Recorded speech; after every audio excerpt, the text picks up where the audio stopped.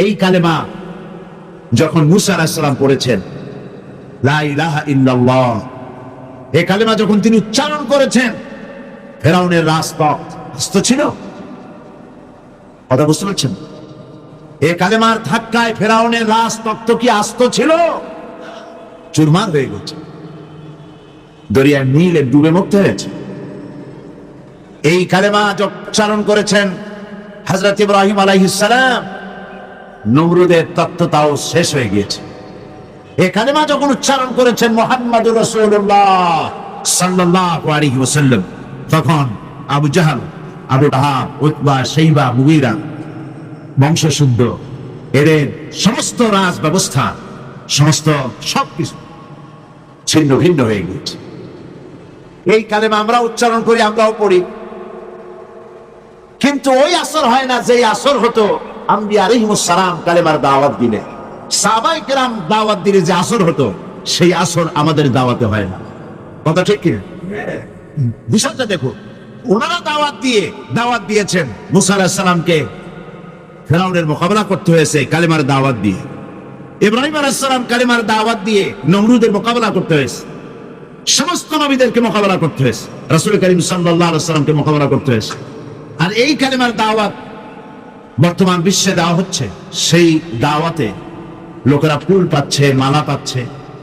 ওনারা দাওয়াত দিতে গিয়ে জেল হয়েছে, জরিমানা হয়েছে, অত্যাচারিত হয়েছে, হিজরত করতে হয়েছে। আর বর্তমান যুগের দাওয়াত দিতে গেলে সেই অবস্থা হচ্ছে না, বরং অন্যরকম হচ্ছে।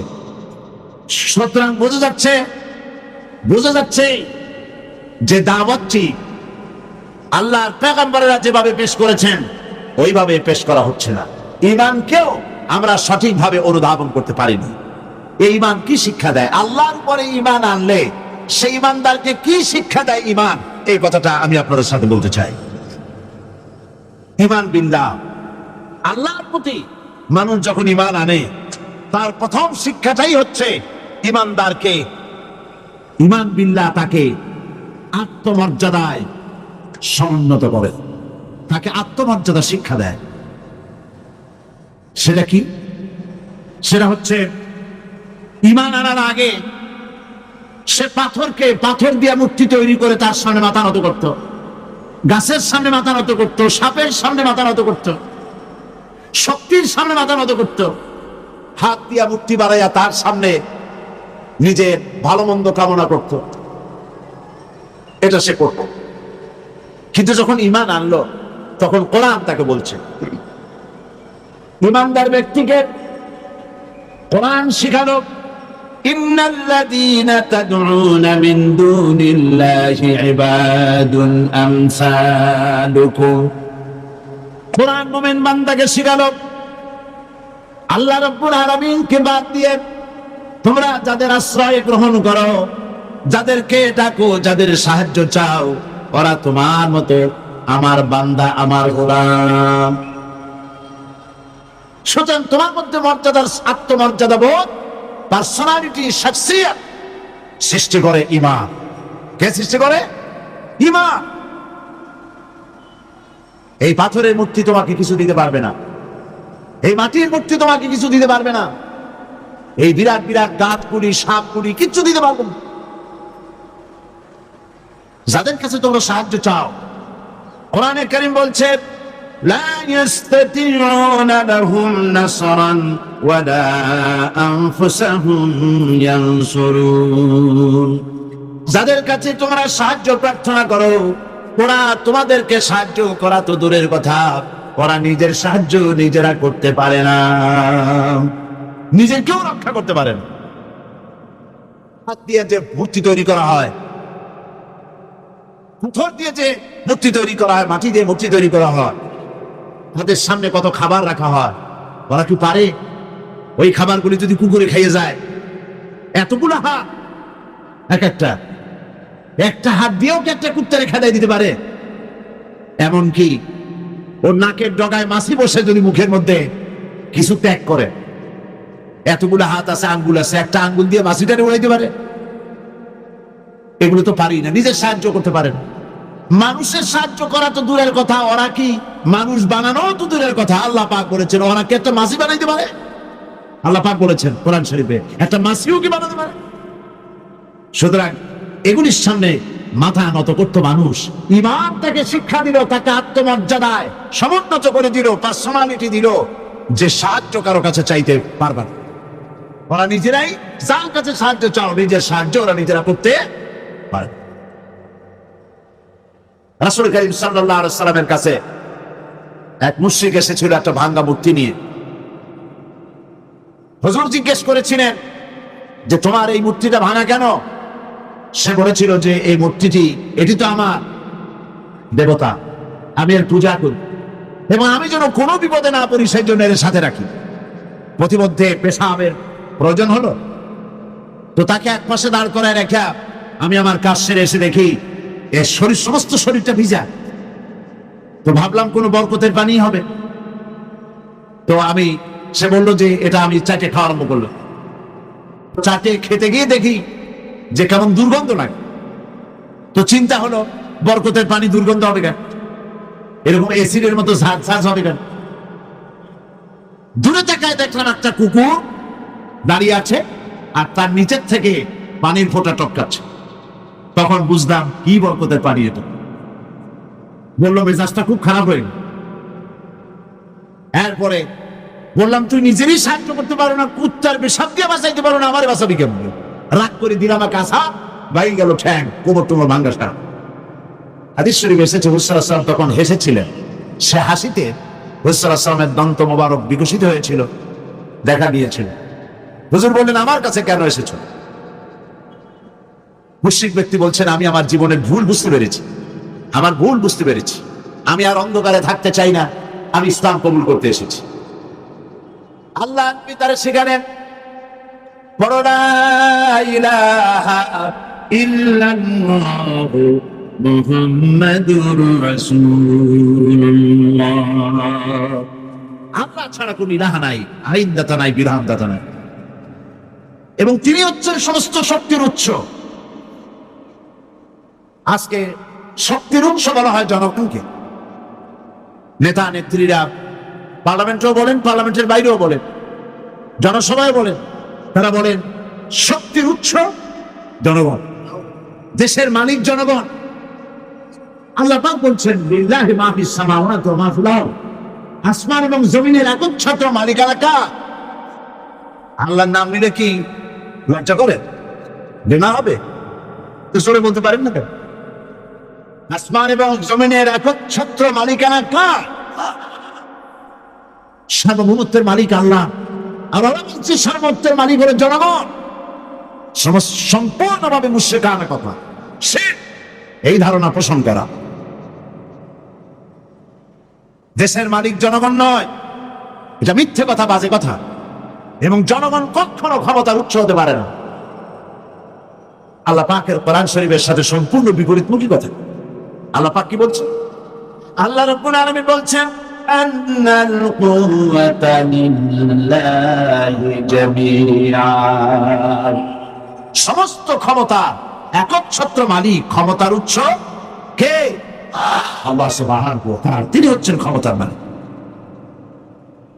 আল্লাহ পাক আরো বলেন ওয়ামা লাকুম মিন দুনিল্লাহি মিন ওয়ালিয়্যিন ওয়ালা নাসীর, তোমাদের জন্য আল্লাহ ছাড়া কোনো সাহায্যকারী নাই এবং তিনি একমাত্র, তিনি ছাড়া তোমাদের কোনো পৃষ্ঠপোষক নাই, সাহায্যকারীও কেউ নাই, পৃষ্ঠপোষকও কেউ নাই।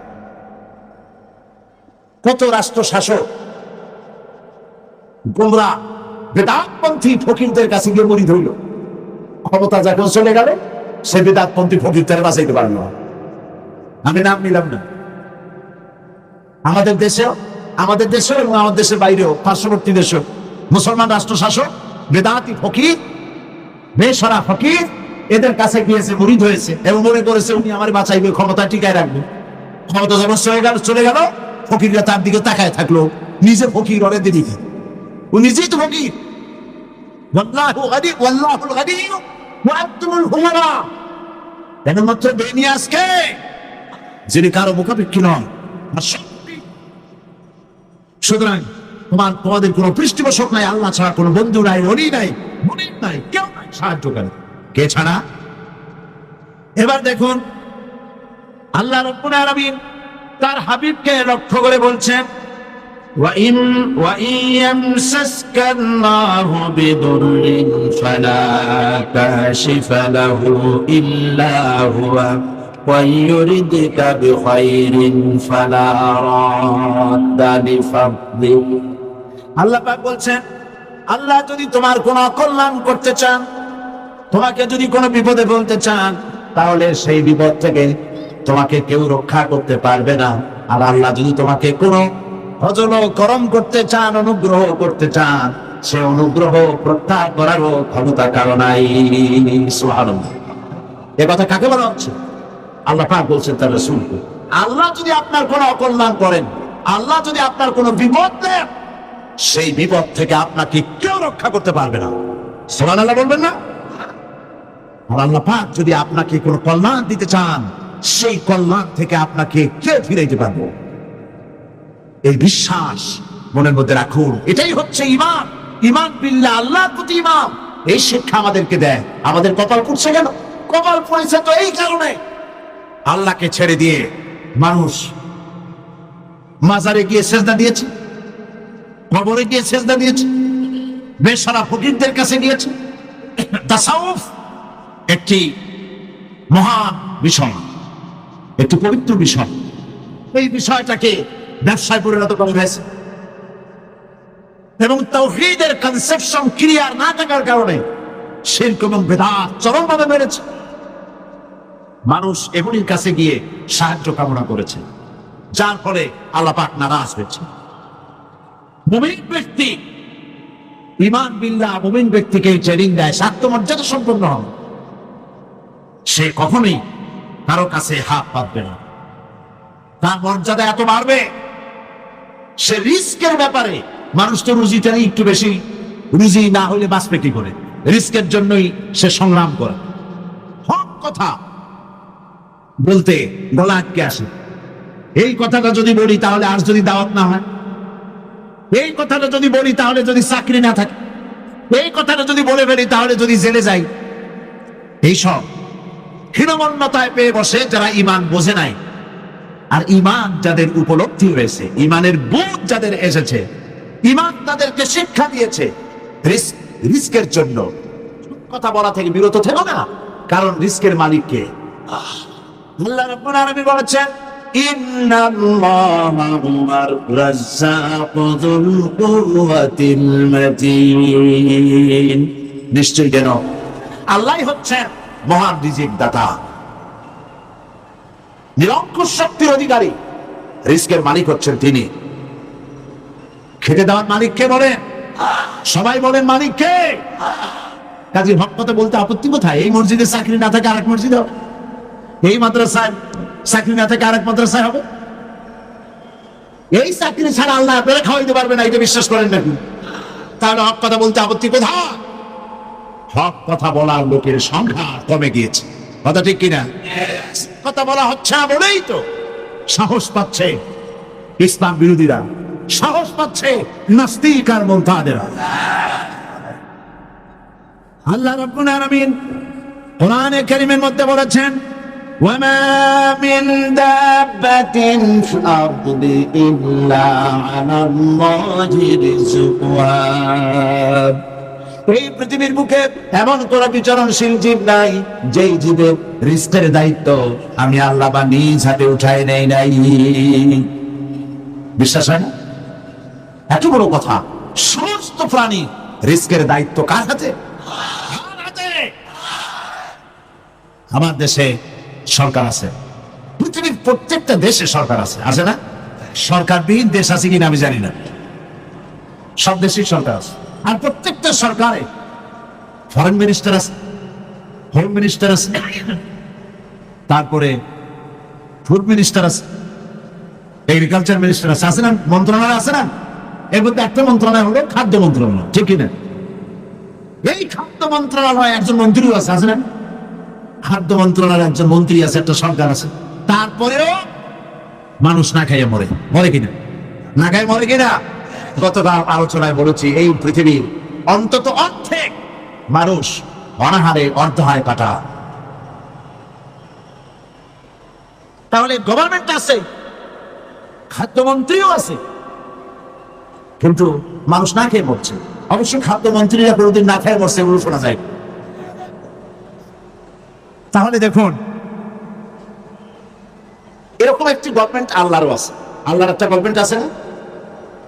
সেই আল্লাহর যে গভর্নমেন্ট, সেই সরকার, আল্লাহর যে সরকার, সেই সরকারের এরকম কোন মন্ত্রণালয়, কোন বিভাগকে ভাগ করে আলাদা আলাদা মন্ত্রণালয় তৈরি করা হয় নাই। সবটার মালিক কে? এখন আপনারা একটা কথার জবাব দেন, এই পৃথিবীতে মানুষ বেশি না ছাগল, গরু, পাখি, পোকা, মাকড়, স্থল স্থল প্রাণী, জলচর প্রাণী, স্থলচর প্রাণী, উভচর প্রাণী, এই প্রাণীগুলি বেশি না মানুষ বেশি? কারা বেশি? কারা বেশি? প্রাণী জগৎ বেশি। তাহলে আমাদের সরকারগুলি, পৃথিবীর সরকারগুলি প্রত্যেকটা আলাদা আলাদা সরকার, এবং তাদের দেশে উৎপাদন আছে, এক্সপোর্ট ইম্পোর্ট, বিভিন্ন রকমের ব্যবসা বাণিজ্য আছে। সব কিছু থাকা সত্ত্বেও মানুষ না খেয়ে মরে। আর আল্লাহর যে সরকার, সেই সরকারটার দিকে তাকিয়ে দেখুন তো, এই অসংখ্য পাখি আকাশে উড়ে। গত বছর 50,000 পাখি সাইবেরিয়ায় না খেয়ে মারা গেছে, এরকম কোন রিপোর্ট পাওয়া গেছে? অন্তত 40,000 লোট্টা ফিশ না খেয়ে মরে ভাসে উঠছে চট্টগ্রামে কর্ণফুলীতে। এরকম কোন আপনারা কোন নমুনা পেয়েছেন? আপনার সুন্দরবনের ভেতরে হাজার হাজার বাঘ আর হরিণ ক্ষুধার জ্বালায় না খেয়ে মারা গেছে, এরকম কোন রিপোর্ট পাওয়া গেছে? পাওয়া যায়নি। কারণ এই গভর্নমেন্ট কে চালায়? আল্লাহ পাক। সকলকে খেতে দেন, সকলকে খেতে দেন। আল্লাহ রাব্বুল আলামিন বলছেন, وَكَأَيٍّ مِّن دَابَّةٍ لَّا تَحْمِلُ رِزْقَهَا اللَّهُ يَرْزُقُهَا وَإِيَّاكُمْ। কোন জীবী নিজের সঙ্গে খাদ্য সংগ্রহ করে নিয়ে আসে নাই। সমস্ত জীবের খাদ্য আমি সরবরাহ করি, তোমাদেরকেও আমি খাদ্য সরবরাহ করি। খেতে দেওয়ার মালিককে? এই জমিন থেকে আল্লাহ পাক খাদ্য দিচ্ছেন, আকাশ থেকে খাদ্য দিচ্ছেন। আমাদের রিস্ক এই জমিনে নয়, আমাদের রিস্ক কোথায়? আসমানে। আসমান থেকে আল্লাহ পাক রিস্কের ব্যবস্থা করে থাকেন। সুতরাং ঈমান প্রথম যে শিক্ষাটা দিল, ঈমান বিল্লাহ প্রথম যে শিক্ষাটা দিল, সেই শিক্ষাটা হলো এই যে আমি আমার মাথা নত করতে পারবো না, আমার আত্মমর্যাদা সৃষ্টি হবে ব্যাপারে যে আমি পৃথিবীর কোন মন্ত্রীর গোলাম নই, কোন প্রেসিডেন্টের গোলাম নই, কোন পীর বুজুর্গের গোলাম নই, কোন মানুষের গোলাম নই। আমি গোলাম কেবলমাত্র কার? জোরে বলুন, সে আল্লাহ পাকের গোলাম, যার হাতের মুঠায় সমস্ত প্রাণীর জীবন। তিনি আমাকে খেতে দেন, তিনি আমাকে পড়তে দেন, তিনি আমাকে সাহায্য করেন, তিনি আমাকে বিপদ থেকে বাঁচান। ঈমান। 2 নম্বরে ঈমান বিল্লাহ মানুষকে যে শিক্ষা দেয়, সে শিক্ষাটা হচ্ছে মুমিনকে নিরহংকার বানায়। সুবহানাল্লাহ বলেন। মুমিন ব্যক্তির ভিতরে কোনো অহংকার জায়গা পাবে না। সে বিনয় হবে, বিনম্র হবে, নিরহংকার হবে। কারণ হচ্ছে আল্লাহ পাক তাকে বলেছেন, ওয়া হুয়াল কাহিরু ফাওকা ইবাদি। আল্লাহর কর্তৃত্ব থেকে বেরিয়ে আসার ক্ষমতা কোনো মানুষের নাই। আল্লাহ পাক বলেছেন, ইয়া মাশারাল জিন্নি ওয়াল ইনস, হে পৃথিবীর মানুষেরা আর জিনেরা, ইন ইসতাতা'তুম আন তানফুযু মিন আকতারিস সামাওয়াতি ওয়াল আরদ, যদি সম্ভব করতে পারো আমার আকাশের নিচের থেকে, আমার জমিনের উপর থেকে বেরিয়ে যাও। আল্লাহ পাক বলেন, ফানফুযু লা তানফুযুনা ইল্লা বিসুলতান। কখনোই সম্ভব হবে না আমার আকাশের নিচ থেকে, আমার জমিনের থেকে বেরিয়ে যাওয়া। সুতরাং আমার কর্তৃত্ব থেকে বেরিয়ে যাওয়ার কোনো উপায় নাই, আমার কর্তৃত্বের মধ্যেই থাকতে হবে। সেই জন্য কোন অহংকার মুমিন বান্দার মধ্যে হতে পারে না। কিসের অহংকার করবেন? স্বাস্থ্যের অহংকার করবেন। কতটা স্বাস্থ্যের মালিক হয়েছেন? আল্লাহ পাক যদি ইচ্ছে করেন তাহলে ডায়রিয়া দিয়ে দেন, এমন ডায়রিয়া হবে। ডায়রিয়া কি খুব শক্ত না খুব পাতলা? ডায়রিয়া পারফুম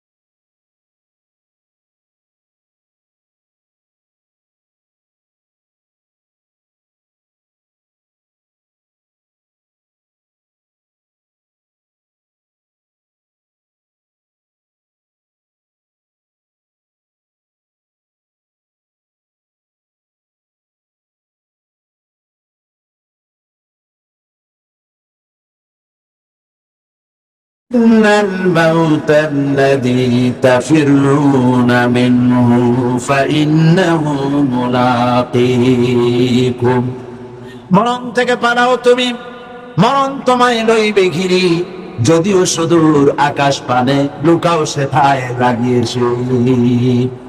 হে মহারোগের ঔষধ নাই, হে মহারোগের চিকিৎসক নাই, নাই সে ঔষধ জগতে, খুঁজিয়া কাতর হইলে কি হবে, পারিবে না তারে ফিরাতে।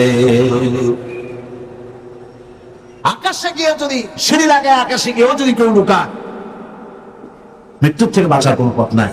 মৃত্যু এক অবধারিত মহাসত্য, এ মৃত্যু হবেই। সুতরাং এই ক্ষণস্থায়ী জীবনকে কেন সেই অনন্ত জীবনের জন্য উৎসর্গ করে দিবেন? অর্থাৎ মরণকে ভয় পেয়ে, মৃত্যুর ভয় করে মানুষ হক কথা থেকে বিরত থাকবে না, হকের দাওয়াত দিতেই থাকবে। যেহেতু মৃত্যু তার নির্ধারিত সময় আসবেই। এই মৃত্যুর হাত থেকে যখন, এটি সবচাইতে বড় কথা বলি, রাসূল করিম সাল্লাল্লাহু আলাইহি ওয়াসাল্লামের চাইতে শ্রেষ্ঠ মানুষ আকাশের নিচে জমিনের উপরে হয়েছে কখনো, হবে কখনো? তার চাইতে শ্রেষ্ঠ আল্লাহর মাহবুব আর কি কেউ আছে? তারই যখন মৃত্যু হয়েছে, তিনি যখন ইন্তেকাল করেছেন, তাহলে কেউ কি বাঁচতে পারবে? এই মৃত্যুর হাত থেকে বাঁচার কোন পথ নেই। সেই জন্য মুমিন বান্দাকে তার জীবন তৈরি করতে হবে ঈমানের উপরে।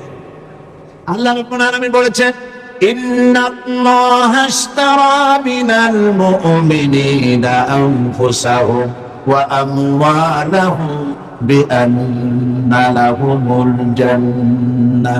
আল্লাহ পাক বলেন, আমি আমার মুমিনের জান এবং মালকে খরিদ করে নিয়েছি, বিনিময় আমার মুমিন বান্দাকে আমার জান্নাত দিয়ে দিয়েছি,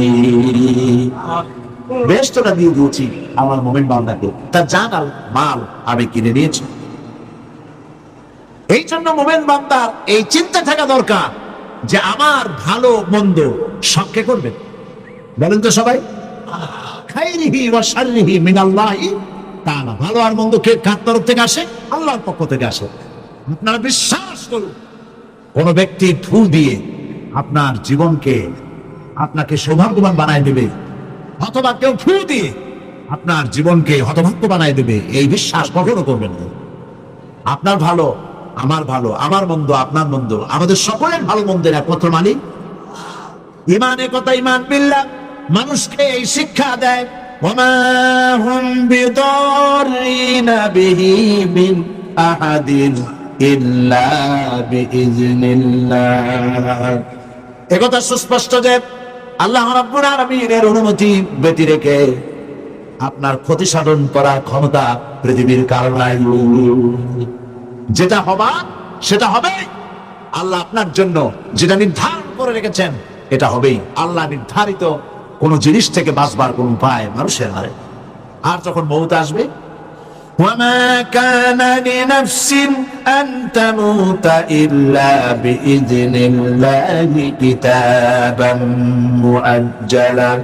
কোন প্রাণী আল্লাহর অনুমতি ছাড়া মরতে পারবে না, যেহেতু তার সুস্পষ্ট কিতাবের মধ্যে লেখা রয়েছে নির্ধারিত সময় ছাড়া কোন জায়গায়, কোন মাঠে, কোন জায়গায় মানুষের মৃত্যু হবে কেউ জানে না, নির্ধারিত কিতাবের মধ্যে তা লিপিবদ্ধ রয়েছে।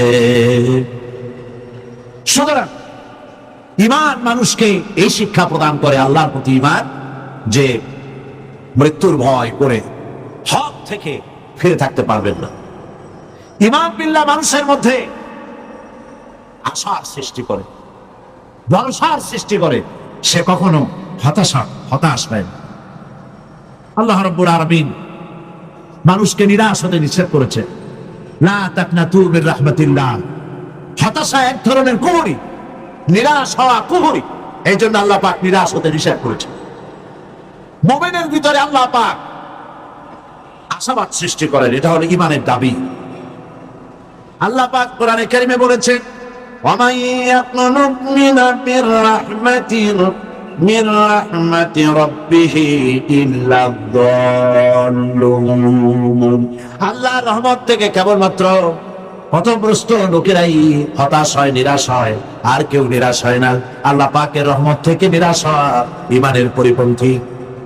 এই জন্য ঈমানদার লোকেরা যখন রোগাক্রান্ত হয় তখন সে নিরাময়তার দিক থেকে ভেঙে পড়ে না, হতাশ হয় না, কারণ আল্লাহর প্রতি ঈমান তাকে বলে আল্লাযী খালাকানি ফাহুয়া ইয়াহদিন, তিনি আমাকে সৃষ্টি করেছেন আর তিনি আমাকে পথ প্রদর্শন করেছেন।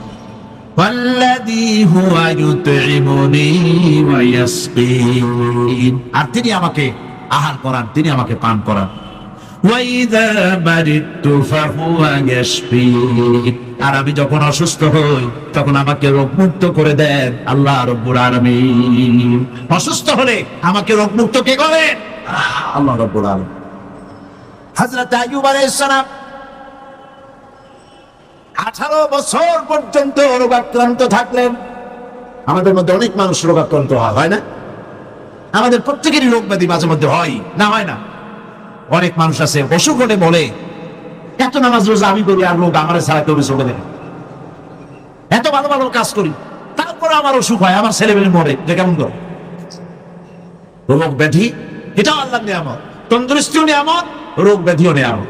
তবে আল্লাহর কাছে বলতে হবে, আল্লাহ রোগ ব্যাধির নিয়ামত তন্দুরুস্তির নিয়ামত দিয়া বদলায় দাও, আমাকে তন্দুরুস্তি দান করে যাতে করে আমি ইবাদত করতে পারি। হযরত আইয়ুব আলাইহিস সালাম 18টি বছর পর্যন্ত রোগ ভোগ করার মধ্যে যখন শরীরের ভিতরে পোকা জমে গেল, জিহ্বায় যখন পোকা শুরু হয়েছিল, তখন তিনি বলেছিলেন রব্বুল আলামিন, এতদিন কোনো কথা বলি নাই, এখন আমার জিহ্বায় পোকা ধরেছে, আয় আল্লাহ পাক তুমি দয়া করে আমার জিহ্বায় পোকা দিও না, কারণ আমার জিহ্বায় যদি পোকা হয়ে যায় তাহলে তুমি আল্লাহ তোমার জিকির আমি কি দিয়া করব? আল্লাহ পাকের কাছে বললেন, আন্নী মাসানি আদ-দুররু ওয়া আনতা আরহামুর রাহিমিন, আয় আল্লাহ আমি অসুস্থ হয়ে পড়েছি আর তুমি হচ্ছ পরম করুণাময় দাতা এবং দয়ালু, আমাকে রোগমুক্ত করে দাও। এটা না বলে তিনি খুব কায়দা করে বললেন, যায় আল্লাহ আমি অসুস্থ আর তোমার নাম রহমান রহিম। আল্লাহ রাব্বুল আলামিন তার দোয়া কবুল করলেন, আল্লাহ পাক তাকে শুনিয়ে দিলেন। আল্লাহ পাক বলছেন, ফাকাশাফনা মা বিহি মিন দুররিন ওয়া আতাইনাহু আহলাহু ওয়া মিসলাহুম মা'হুম রাহমাতাম মিন ইনদিনা, আমি তার কষ্ট দূর করে দিলাম এবং তাকে কেবল তার পরিজনই ফেরত দিলাম না, বরং তার সঙ্গী সাথী যারা ছিল তাদেরকেও আমি ফেরত দান করে দিলাম। আল্লাহ পাক হযরতে আইয়ুব আলাইহিস সালামকে 18 বছর রোগ শোক ভোগ করার পর পূর্ণ সুস্থতা দান করে দিলেন। কোরআন শরীফে নজির এই সব ঘটনা আল্লাহ উল্লেখ করেছেন এই জন্য, যাতে করে আপনাদের কাউকে হতাশায় পেয়ে না বসে। হতাশ হওয়া এটা ঈমানের পরিপন্থী। এবার দেখুন হযরত ইয়াকুব আলাইহিস সালাম প্রাণ প্রিয় সন্তান হযরত ইউসুফ আলাইহিস সালামকে তিনি হারিয়ে ফেলেছেন। হযরত ইউসুফকে হারাইয়া হযরত ইয়াকুব কিন্তু হতাশ হয়ে যান নাই, বরং তিনি বলেছেন, আল্লাহ হযরত ইয়াকুব আলাইহিস সালামের কথাকে কোরআন শরীফে কোট করে দিলেন, ফাসাবরুন জামিলুন আসাল্লাহু আইয়াতিয়ানি বিহিম জামিআ ইন্নাহু হুয়াল আলিমুল হাকীম। ধৈর্য ধারণ করাই উত্তম। ফাসাবরুন জামিল, উত্তম ধৈর্য ধারণ করলাম, এটাই উত্তম।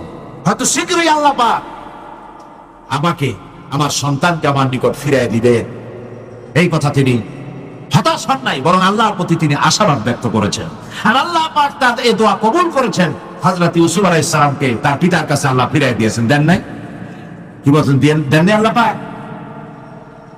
হযরত ইউনূস আলাইহিস সালাম মাছের পেটের মধ্যে চলে গেলেন, মাছ তাকে ঘিরে ফেলল। ইউনূস আলাইহিস সালামকে ঘিরে মাছ নদীর অতল তলদেশে চলে গেছে, বাঁচার কোনো পথ নাই, মাছের পেটের ভিতরে দরজা নাই, জানালা নাই, ছিদ্র নাই, বেরোতে পারেন এমন কোনো জায়গা নাই। আল্লাহ পাক হযরত ইউনূসের এই ঘটনা বলতে গিয়ে কোরআনে কারীমের মধ্যে বলছেন, ওয়াযান্নুন إذ ذهب مغاضبا فظن أن لن نقدر عليه فنادى في الظلمات أن لا إله إلا أنت سبحانك إني كنت من الظالمين মাছের পেটের ভেতরে বসে হযরত ইউনূস আলাইহিস সালাম চিৎকার দিলেন। কি পড়লেন? পড়েন আমার সাথে সবাই মিলে, লা ইলাহা ইল্লা আনতা সুবহানাকা ইন্নী কুনতু মিনাল যালিমিন। হে আল্লাহ, আল্লাহ ছাড়া কোন ইলাহ নাই, আমি তোমার পবিত্রতা ঘোষণা করছি, আমি আমার উপরে জুলুম করেছি। এই বলে তিনি কাঁদতেছিলেন। আর আল্লাহ রাব্বুল আলামিন ইউনূস আলাইহিস সালামের কান্না বুঝি শোনেন নাই? বলেন শুনেছেন কিনা? ইউনূস আলাইহিস সালামের কান্না তিনি শুনলেন আর তিনি জবাব দিলেন। আল্লাহ পাক জবাব দিয়ে দিলেন, ফাস্তাজাবনা লাহু ওয়া নাজ্জাইনাহু মিনাল গাম্মি ওয়া কাযালিকা নুনজিল মুমিনিন। আল্লাহ পাক বলেন, আমি ইউনূসের ডাক শুনলাম, ডাকের জবাব দিয়ে দিলাম, মাছের পেটের ভিতরে যন্ত্রণা দিয়ে দিলাম, মাছ পেটে ভেসে উঠলো আর দরিয়ার কিনারে গিয়া ইউনূস আলাইহিস সালামকে বমি করে দিল। আল্লাহ পাক বলেন, ওয়া কাযালিকা নুনজিল মুমিনিন। শুধু ইউনূসকে নয়, এইভাবে করেন আমার কোন মুমিন বান্দারা যদি বিপদে পড়ে যায়, তাহলে তারা যদি আমার কাছে কান্দে, আমি রব্বুল আলামিন এই ধরনের বড় বড় বিপদ হোক আর ছোট বিপদ হোক, সব বিপদ থেকে আমি আল্লাহ পাক বাঁচাইয়া দেব। বিপদগ্রস্ত মুসলমান, আমরা সব বিপদে আছি না? আজকে দোয়া করবো আমরা একটু পরেই, আল্লাহর কাছে কাঁদবো যেন আমাদেরকে বিপদ থেকে আল্লাহ বাঁচান, গোটা দুনিয়ার মুসলমানদেরকে আল্লাহ যেন বিপদ থেকে বাঁচান। কত রকমের রোগ শোক, কত কষ্ট মানুষের। ঈমান মানুষকে এই ট্রেনিং দেয়, ঈমান মানুষকে এই শিক্ষা দেয়, আল্লাহর প্রতি ঈমান এই শিক্ষা দেয়, হতাশ হবে না, সবসময় আল্লাহর কাছে বিনীতভাবে চাইতে থাকো, তিনি তোমার আশা পূরণ করবেন। আল্লাহ পাক আরো বলেছেন, قل يا عبادي الذين اسرفوا على أنفسهم لا تقنطوا من رحمة الله।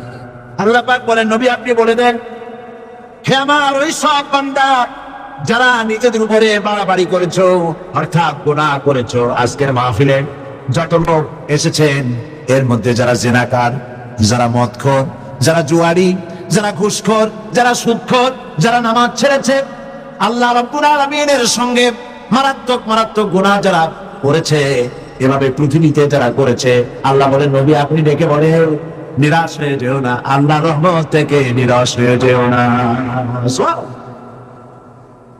তুমি কত গুনাহ করেছো, তোমার গুনাহ যদি পাহাড় সমান হয়, আমার আল্লাহর রহমত তাহলে আকাশ সমান। আর তোমার গুনাহ যদি আকাশ সমান হয়ে যায়, আল্লাহর রহমত তো আল্লাহর আরশ ছাড়াইয়া গেছে। এই পৃথিবীতে যার কাছে যত চাইবেন সেই তত অসন্তুষ্ট হবে। বাপ হোক, মা হোক, স্ত্রী হোক, যত বেশি চাইবে তত সে বেশি বিরক্ত হবে। আর আল্লাহ হচ্ছেন এমন, যার কাছে না চাইলে তিনি বিরক্ত হয়ে যান। শায়ের বলছেন, हर हमेशा देने को तैयार है, हर हमेशा देने को तैयार है, जो न मांगे उससे वो बेजार है। সব সময় দিতে প্রস্তুত আমার আল্লাহ, যে চায় না আল্লাহ তার উপরে নারাজ হয়ে যান। পৃথিবীতে কেউ ডেকে বলে না, আয় তোরে মাফ করে দিই, কে বলে এরকম? কিন্তু আল্লাহ রাব্বুল আলামিন হচ্ছেন এমন, তিনি ডাকেন আর বলেন, চুরি করেছিস ফিরে আয়, ডাকাতি করেছিস ফিরে আয়, জিনা করেছিস ফিরে আয়, গুনাহ করেছিস ফিরে আয়, কুফরি করেছিস ফিরে আয়, বান্দারে সেজদাতে চোখের পানি ফেলে দে, মাপ চা, মাফ করে দেব। আল্লাহ পাক বলেন, ইন্নাল্লাহা ইয়াগফিরু যুনুবা জামিআ ইন্নাহু হুয়াল গফুরুর রহিম। আল্লাহর রহমত থেকে নিরাশ হয়ো না, তিনি সমস্ত গুনাহ মাফ করে দিবেন, তিনি গফুরুর রহিম। গুনাহ থেকে ফেরো আর তওবা করো, আল্লাহ মাফ করে দিবে। সুবহানাল্লাহ বলেন। আল্লাহ পাক আরো বলেন ওয়াইদা সালাকা ইবাদি আন্নী ফাইন্নী কারীব। বান্দা যখন আমারে ডাকে, আল্লাহরে ডাকার জন্য মাইক লাগবে না, টেলিফোন লাগবে না, মোবাইল লাগবে না, চিৎকার করা লাগবে না। আল্লাহ পাক যখন বলেন আমারে যখন বান্দা ডাকে, আমি বান্দার খুবই নিকটে, জোরে সুবহানাল্লাহ, আমি খুব নিকটে। কত নিকটে?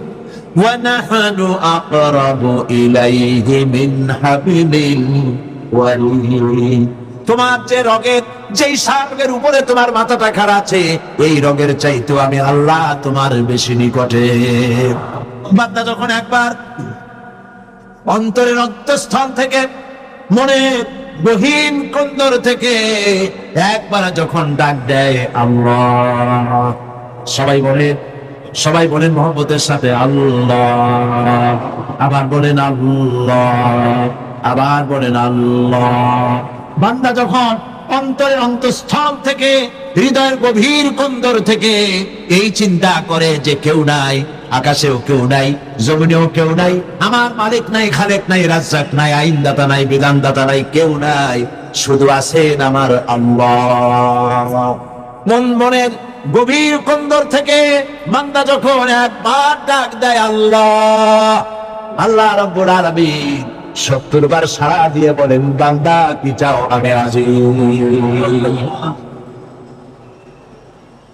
আমার ভাইরা, মানুষ যখন গুনাহ করে, আল্লাহ পাক গুনাহগারদের জন্য বলেছেন ওয়া মান ইয়ামাল সুআন আও ইয়াযলিম নাফসাহু সুম্মা ইস্তাগফিরিল্লাহ ইয়াজিদিল্লাহ গফুরার রহিমা। কেউ যদি কোনো অন্যায় কাজ করে, পাপ কাজ করে, কিংবা নিজের উপরে জুলম করে বসে, আর এরপরে সেই লোক যদি আল্লাহর কাছে তওবা করে, গুনাহ থেকে মাপ চায়, আল্লাহ পাক বলেন সে আল্লাহকে গফুরুর রহিম হিসাবে পেয়ে যাবে। গুনাহ করেছ, মাপ চাও, ক্ষমা চাও, আল্লাহ আর গুনাহ করবো না, মাফ করে দাও। আল্লাহ বলেন মাফ করে দিব। সুবহানাল্লাহ। আল্লাহর কারবারটাই ভিন্ন রকম। কি রকম?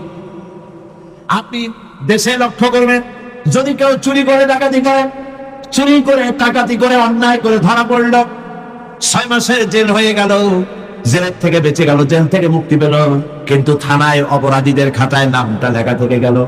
আবার অপরাধ করলো, আবার জেলে গেল, আবার মুক্তি হলো। জেলে যতবার যাবে ততবার মুক্তি হবে, কিন্তু থানায় যে ব্ল্যাক লিস্ট আছে তার থেকে নামটা বাদ যাবে না, ঠিক কিনা? থানায় অপরাধীর খাতায় বারবার তার নাম উঠতে থাকে। কিন্তু আল্লাহ রাব্বুল আলামিনের কারবার ভিন্ন। মানুষ গুনাহ করলো, আল্লাহর ফেরেশতার ওই কালো খাতায় ব্ল্যাক লিস্টে লোকটার নাম লেখা হয়ে গেল। যখন সে তওবা করলো, আল্লাহ রাব্বুল আলামিন তওবা যদি কবুল করেন, তাহলে আল্লাহ পাক বলেন তওবা শুধু কবুল করলাম না, গুনাহ মাফ করে দিলাম, আমার গুনাহ খাতা থেকে নামটাও মুছে ফেলে দিলাম। সুবহানাল্লাহ, সুবহানাল্লাহ। আমার বন্ধুগণ, এই জন্যে ঈমান বিল্লাহ, আল্লাহর প্রতি ঈমান মানুষকে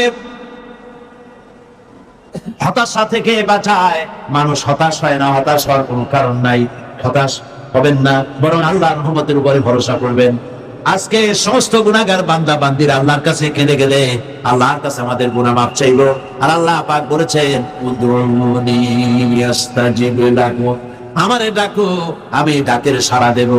সুবহানাল্লাহ। এটা আল্লাহ পাকের ওয়াদা। এটা কার ওয়াদা? দুনিয়ায় প্রায় সকলেই ওয়াদা খেলাফ করে, কত লোক ওয়াদার খেলাফ করে, কিন্তু আল্লাহ কি ওয়াদা ভঙ্গ করেন কখনো?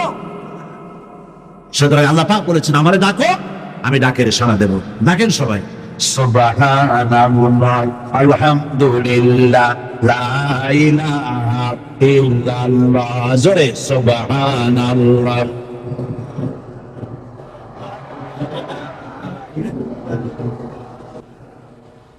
সুবহানাল্লাহ, আলহামদুলিল্লাহ, লা ইলাহা। সুবহানাল্লাহ, আলহামদুলিল্লাহ, লা ইলাহা, লা ইলাহা ইল্লাল্লাহ, মুহাম্মাদুর রাসূলুল্লাহ। ঈমান বিল্লাহ মানুষকে এতগুলি শিক্ষা দেয়। 5 নম্বরে 4টি শিক্ষা বলেছি, মোট 6টি শিক্ষা বলবো ইনশাআল্লাহ। বলি ইনশাআল্লাহ। 5ম নম্বরে ঈমান বিল্লাহ মানুষকে যে শিক্ষাটা দেয় সেটা হলো কঠোর কঠিন বিপদে অবিচল থাকতে সাহায্য করে। সুবহানাল্লাহ। বিপদে সে ঘাবড়ে যায় না। আল্লাহর উপরে মানুষের ঈমান বিপদে ধৈর্য ধরার মতো শক্তি দান করে। যেহেতু শত্রুতা, বিপদ আপদ, ক্ষয় ক্ষতি ইত্যাদি আসবে, আর যারা দ্বীনের কাজ করে, আল্লাহর দ্বীনের দায়ী যারা, তাদের বিপদটা আরো বেশি। যারা দ্বীনের কাজ করে,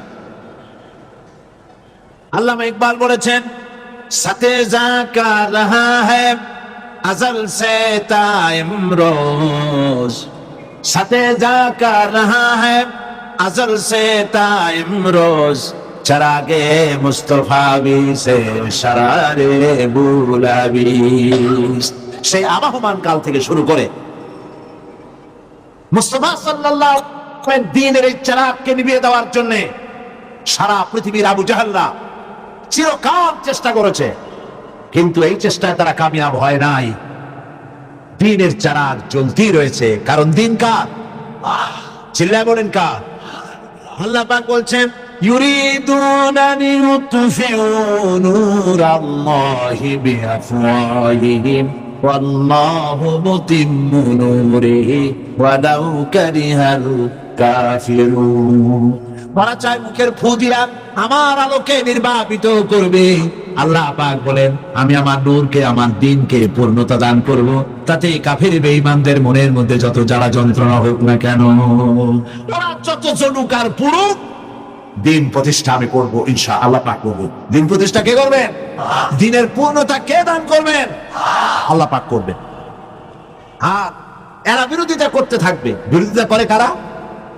আল্লাহ পাক বলছেন, وَكَذَلِكَ جَعَلْنَا لِكُلِّ نَبِيٍّ عَدُوًّا مِنَ الْمُجْرِمِينَ। আর এমনি করে আমি সকল নবীর শত্রু বানিয়েছি সব পৃষ্ঠ অপরাধ প্রমাণ লোকদেরকে। নবীর সাথে বিরোধিতা করলে কারা? পাপিষ্ঠরা। জোরে বলেন কারা? চিল্লান কন্যা কারা? আল্লাহ পাক কোরআন শরীফে বলেছেন যে নবীদের বিরোধিতা করেছে সব পাপীরা, অপরাধ প্রবণতায় লিপ্ত এই পাপিষ্ঠরাই নবীদের বিরোধিতা করেছে। আর আজকে ইসলামী আন্দোলনের বিরোধিতা করে নেককার লোকেরা নাকি? তারা যারা বিরোধিতা করে সব পাপিষ্ঠ। ইসলামী আন্দোলনের বিরোধিতা যারা করে তারা কি? চিল্লান করে তারা কি? আপনারা লক্ষ্য করে দেখেন,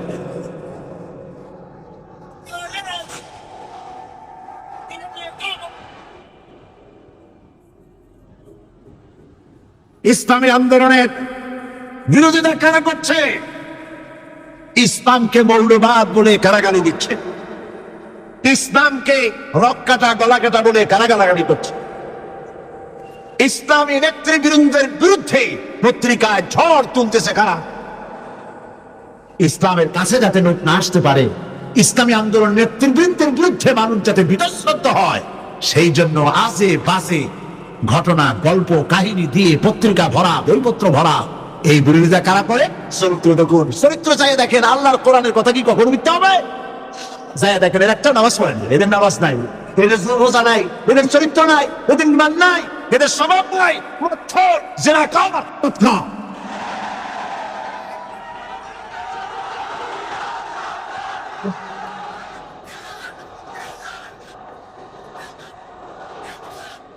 কঠিন বিপদে, কঠিন বিপদে আর কঠিন মুসিবতে ধৈর্য ধারণ করা দৃষ্টান্ত নবীগণ আমাদেরকে দেখায় গেছেন। আল্লাহ নবীরা ধৈর্য দেখায় গিয়েছেন। আজ এই পবিত্র রাতে শিক্ষা গ্রহণ করার তৌফিক আল্লাহ আমাদের দান করুন বলি আমি। যত বিপদ আসুক, আল্লাহ রাব্বুল আলামিন হযরত মূসা আলাইহিস সালামের ঘটনা তুলেছেন। কত বড় বিপদ দেখো।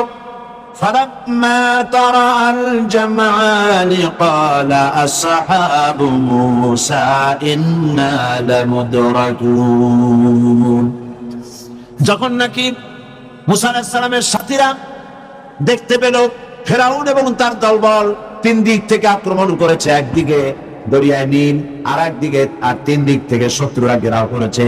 তখন তারা বলছে আমরা পাকড়াও হয়ে গেছি, আমাদের তো আর উপায় নাই, এখন আমাদেরকে মেরে ফেলা হবে। আল্লাহ পাক হযরতে মূসার কথা কোট করে শোনাচ্ছেন। হযরতে মূসা বললেন, ক্বালা কাল্লা ইন্না মা'ইয়া রাব্বী সায়াহদিন। কোনো নয়, অবশ্যই আল্লাহ আমাদেরকে পথ দেখায় দিবেন। সুবহানাল্লাহ। চিন্তা করেছেন, তিন দিক থেকে আক্রান্ত, সারাশি আক্রমণ।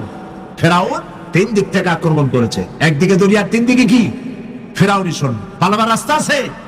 সেই জায়গায় পয়গম্বর কি বলছে? অবশ্যই আল্লাহ আমাদের পথ দেখাবে। পালাবার যেখানে কোনো পথ নাই, সেইখানে আল্লাহ পয়গম্বর বলছে আল্লাহ পথ দেখাবেন। সঙ্গে সঙ্গে রব্বুল আলামিন কোরআনে কারিমে এই ঘটনা শোনাচ্ছেন, ফাআওহাইনা ইলা মূসা আন ইদরিব বিআসাকাল বাহরা ফানফালাকা ফাকানা কুল্লু ফিরকিন কাত্তাউদিল আযীম। সহসা সমুদ্র দীর্ঘ হয়ে গেল। আল্লাহ পাক বললেন, হাতের লাঠি দিয়ে পানির উপরে আঘাত করো, পানি ফেড়ে গেল। দরিয়ার ভিতরে 12টা রাস্তা হয়ে গেল, আর এক একটা দেওয়াল পাহাড়ের মতো করে খাড়া হয়ে গেল। ওয়ানজাইনা মূসা ওয়া মান মাআহু আজমাইন। এই রাস্তা দিয়া আমি মূসা এবং তার দলবলকে পার করে দিলাম। সুম্মা আগরাকনাল আখারিন। আর ফেরাউনের দলবলকে চুবাইয়া শেষ করে দিলাম। সুবহানাল্লাহ। হযরতে মূসার এই বিপদ থেকে কে বাঁচালেন? আল্লাহ পাক দুনিয়ার সব মুসলমান মুমিনদেরকে কথা বলছেন, আল্লাহর প্রতি ঈমান আনার অর্থ এটাই, বিপদ আসুক, মুসিবত আসুক, যাই আসুক, অবিচল দৃঢ়তার সাথে বুক ফুলায় দাঁড়ায় এবং আল্লাহর কাছে সাহায্য কামনা করো। হযরতে হুদ আলাইহিস সালামের বিরুদ্ধে গোটা সমাজ দেখে গেল। হযরতে হুদ গোটা রাষ্ট্রকে বললেন, ফাকিদুনি জামিআ সুম্মা লা তুনজিরুন। তোমরা সকল রকমের চক্রান্ত করো, আমার বিরুদ্ধে ষড়যন্ত্র করো, আর আমাকে এতটুকু অবকাশ দিও না। ইন্নী তাওয়াক্কালতু আলাল্লাহি রাব্বি ওয়া রাব্বিকুম।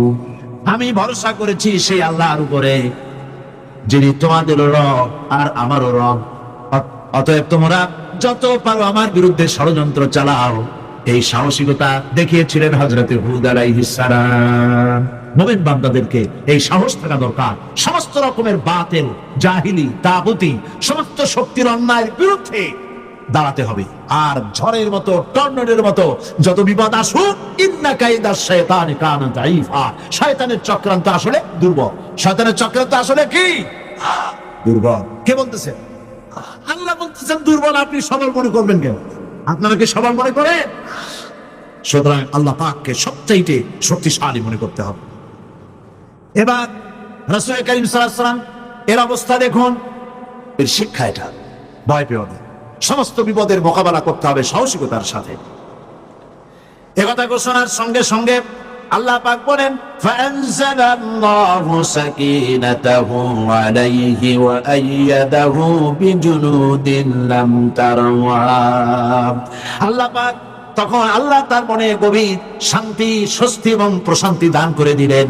আর এমন সৈন্য পাঠালেন, যেই সৈন্য দিয়ে সাহায্য করলেন যাকে তোমরা দেখতে পাও নাই। এই সাহায্য করেছেন আল্লাহ পাক। এভাবে আল্লাহ পাক বিপদে আপদে মুসলমানদেরকে চিরকাল সাহায্য করেছেন। সেই সাহায্যের ঘটনা আমি এখানে আনতে চাই না। আমার মূল বক্তব্য ছিল যে আল্লাহ পাকের উপরে ঈমান আনলে পরে সেই ঈমান এই ট্রেনিং দেয়। সর্বশেষ ঈমান, আল্লাহর প্রতি ঈমান মানুষকে 6 নম্বরে যে উপকারটা করে, যে ট্রেনিংটা দেয়, সেটা হলো নৈতিক সংশোধন এবং কর্মের শৃঙ্খলার শিক্ষা দেয়। ঈমান বিল্লাহ। আল্লাহ পাকের প্রতি যারা ঈমান আনে, সেই ঈমান মানুষকে এমন ভাবে তৈরি করে দেয়, তার আখলাক ভালো হয়, তার চরিত্র ভালো হয়। এই কারণে যে আল্লাহ রাব্বুল আলামিন তাকে বলেছে, ইন্নাল্লাহা লা ইয়াখফা আলাইহি শাইউন ফিল আরদি ওয়ালা ফিস সামা। আল্লাহ পাক বলেন, নিঃসন্দেহে আসমান এবং জমিনের ভিতরে কোনো জিনিস আল্লাহর কাছে গোপনীয় নাই। এই কথা কি আমরা বিশ্বাস করি? না, করি না। বিশ্বাস করলে কি এই দুরবস্থা হয়? আল্লাহ রাব্বুল রব্বুল আলামিনের কাছে কোনো জিনিস গোপন নাই। এইটা বিশ্বাস করলে আমরা কোনো গুনাহের কাজে যাইতে পারতাম আমরা? গুনাহের কাজ মানুষ করতে পারতো না, ভয় পাইতো আল্লাহ পাকের। আল্লাহ পাক সবকিছু দেখতে পান, শুনতে পান। আল্লাহ পাক বলছেন মানুষের নৈতিক মান সৃষ্টি করার জন্য কোরআনে কারীমের মধ্যে আল্লাহ বলে রেখেছেন, মা ইয়ানফিযু মিন কাওলিন ইল্লা লাদাইহি রাকীবুন আতীদ। মানুষ এমন কোনো কথা বলে না যে কথাকে ফেরেশতারা রেকর্ড করে না রাখে, সব কথা রেকর্ড হয়ে যায়। আল্লাহ পাক বলছেন, মা ইয়াকুনু মিন নাজওয়া সালাসাতিন ইল্লা হুয়া রাবিউহুম। এমন তিনজন নাই যেখানে তোমরা পরামর্শ করো ওইখানে চতুর্থ সত্তা রয়েছে যার নাম হচ্ছে আল্লাহ। যেখানে তোমরা তিনজন সেখানে চতুর্থ কে? ওয়ালা খামসাতিন ইল্লা হুয়া সাদিসুহুম। যেখানে তোমরা পাঁচজন সেখানে আল্লাহ হচ্ছেন ষষ্ঠ। ওয়ালা আদনা মিন যালিকা ওয়ালা আকসারা ইল্লা হুয়া মাহুম আইনামা কানু। এর থেকে সংখ্যায় যদি কম হও, এর থেকে সংখ্যায় যদি বেশি হও, বান্দারে তুমি আছো যেখানে আল্লাহ রাব্বুল আলামিন আছেন সেখানে। এই বিশ্বাস যদি ভিতরে থাকে মানুষের নৈতিকতার মান বেড়ে যায়, চরিত্র ভালো হয়। ঘুষ খাইতে পারে না, ঘুষ খাইতে পারে? ঘুষ খাওয়ার সময় মনে হবে আল্লাহ আমারে দেখতেছে। ঘুষের টাকা যখন নিবে তখন তার মনের মধ্যে কি জায়গা দেবে? মনের মধ্যে কি উঠবে? আল্লাহ দেখতেছেন। কে দেখছেন? আল্লাহ দেখছেন। জেনা করতে যখন যাবে তখন তাকে সে মনে করবে আল্লাহ আমাকে দেখছে। সুদের টাকা নিচ্ছে, মনে করবে আল্লাহ দেখছে। মদ খাইতেছে, কেউ দেখতেছে না, আল্লাহ দেখতেছে। কে দেখতেছে? এই বিশ্বাস মনের মধ্যে জায়গা দিলে তবেই আল্লাহ পাকের উপরে ঈমান কাবেল। আমার ভাইয়েরা, আল্লাহ পাক সেজন্য বলেছেন, ইয়া আইয়ুহাল্লাযীনা আমানু হাল আদুল্লুকুম আলা তিজারাতিন তুনজিকুম মিন আযাবিন আলীম। হে বিশ্বাসীরা, আমি কি তোমাদের কেমন একটি ব্যবসার কথা বলবো না যে ব্যবসায় তোমাদেরকে কঠিন জাহান্নামের শাস্তি থেকে বাঁচাইয়া দেয়? অর্থাৎ অবশ্যই বলবো সেই ব্যবসার পুঁজি হলো কয়টা? তিনটা। এক নম্বরে কি? আল্লাহর প্রতি ঈমান। এক নম্বরে কি? সেই ঈমান, সত্যিকারের ঈমান আনলে পরে কি শিক্ষা দেয় ঈমান, সে কথাগুলি আমি এতক্ষণ আপনাদের সামনে বললাম। সুতরাং আজকে আর আমি কথা বাড়াবো না, বাকি কথা আগামীকাল বলবো ইনশাআল্লাহ।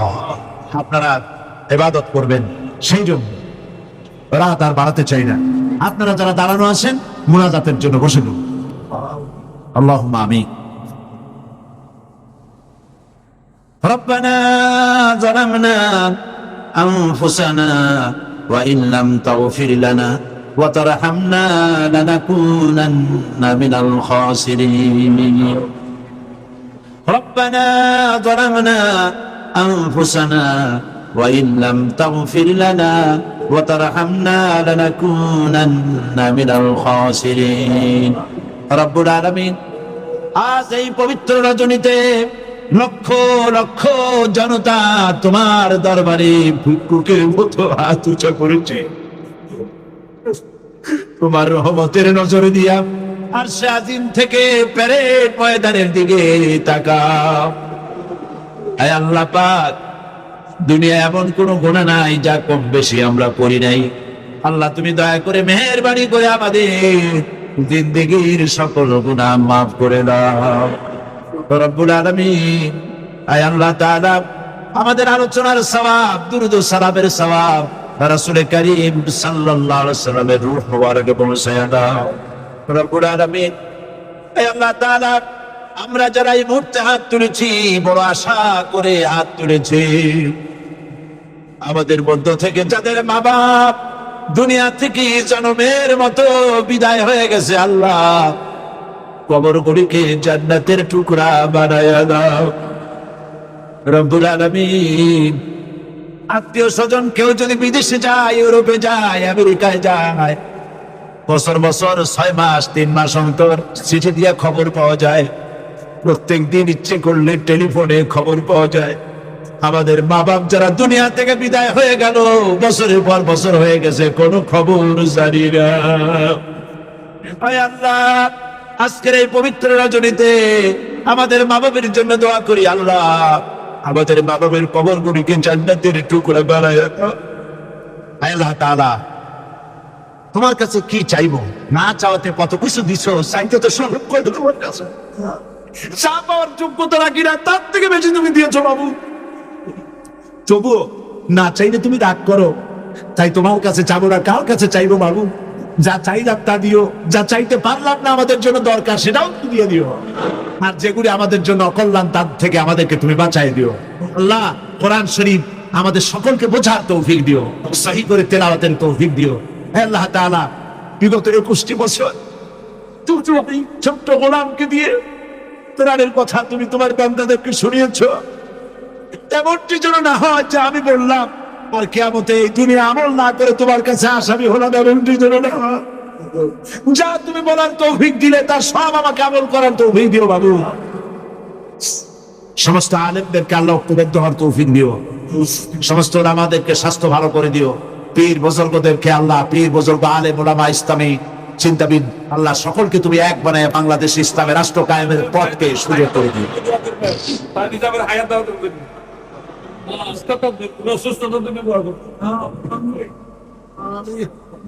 আল্লাহ পাক আমাদের স্ত্রী, আমাদের সন্তান, আমাদের ছেলে মেয়ে সবাইকে হিদায়াত করো, সবাইকে নামাজি বানাও, সকলকে দিনদার বানাও, সকলকে পরিষ্কার বানাও। ربنا تقبل منا إنك أنت السميع العليم